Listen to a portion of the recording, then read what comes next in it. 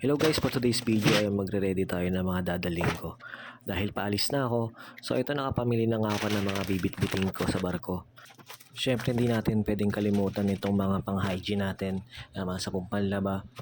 Yan, di ba, magagamit natin yan at least 2 to 3 months. Kasi ngayon ay nasa Europe ang barko namin, sobrang mahal ang bilihin doon. Meron din namang bilihin o bilihan doon sa barko, kaso medyo mahal din. Kaya sayang din naman yung space ng luggage ko kung hindi ko dadalin yung ibang mga pwede kong dalhin. So yung mga pamili ko yan, mga especially vitamins, yan, chinelas, sapatos pang gym kasi may gym doon, so madalas ako nagji-gym. Yan, kung makikita nyo, di naman ganoon kadami pero at least may panimula ako na gagamitin doon pag sampa ko ng barko. So kumuha na rin ako ng iba-ibang sari-sari store, kaya ng mga pagkain, yung gatas, asit canton, diba lahat yan meron doon, kaso ayun nga, medyo mahal lang. So ayan, kung makikita nyo, sobrang dami. At least mauubos ko yan at least 2 months. Kasi hindi ko naman palaging kakainin ng gabi-gabi.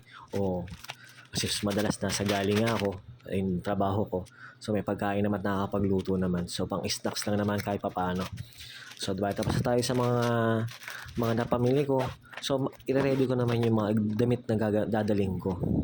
So di bali ito yung mga gagamitin ko at dadaling kong gamit at damit papuntang barko. So diba meron ako ditong uniform, dala ko yan nung umuwi ako kasi minsan konti lang nabibigay sa amin, depende sa stocks. So dinadala ko yan para pagsampa ko meron ako mas maraming stock kasi halos 2 to 3 times ako magpalit ng uniform sa isang araw kasi sobrang init, depende sa stasyon ko. So yan, marami rin ako medyas.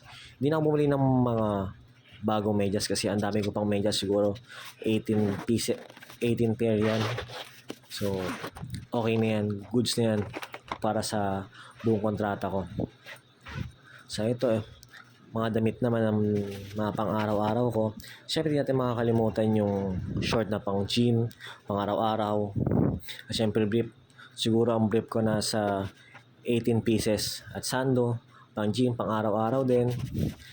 At short na panglabas, kung makalabas man ako, damit.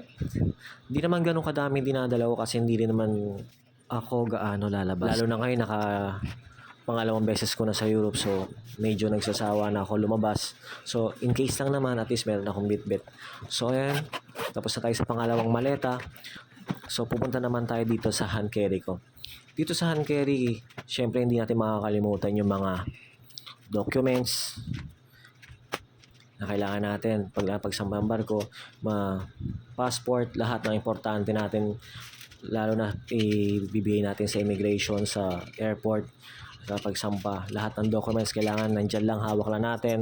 Yan, IDs, wallet, at syempre hindi ko makakalimutan ng sigad, yan, mga pang vlog ko, yan, charger, hard drive, syempre maraming movie, mas masaya yan, flashlight, yung gamit ko yan pag inspection.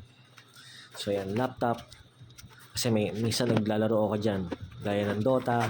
So yan, tapos na tayo sa hand carry ko. At meron naman ako ditong body bag, dito ko nalagay yung cellphone ko at passport. So anytime na hanapin sa akin, madali ko lang ibigay sa kanila. Thank you for watching, see you on board.